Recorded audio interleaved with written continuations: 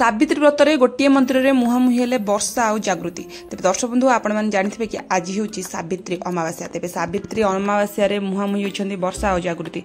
तेज जदि अनुभव जड़े सत्यवान हूँ तेज दुई दुईटी सावित्री। तेज जड़े होती वर्षा और जड़े होती जागृति।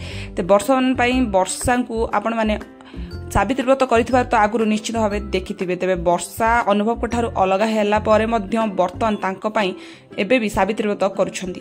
तेज दर्शक बंधु द्वितीय विवाह कर अनुभव जागृति को तो जागृति बर्तमान प्रथम थर सावित्री व्रत रखिछंती से पुणी अनुभव कप तेज निजे उपवास रही देखा मिली। तेज दर्शक बंधु सावित्री व्रत गोटे नारी ता स्वामी दीर्घायु करें तेज एथि सावित्री व्रत जागृति अनुभव को आयु दीर्घायु तेज मंदिर को जाई पूजा देखा मिलता।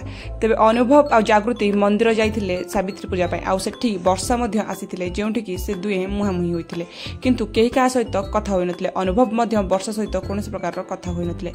दर्शक बंधु सावित्री व्रत में मुहांमुही होते जागृति आउ वर्षा अनुभव।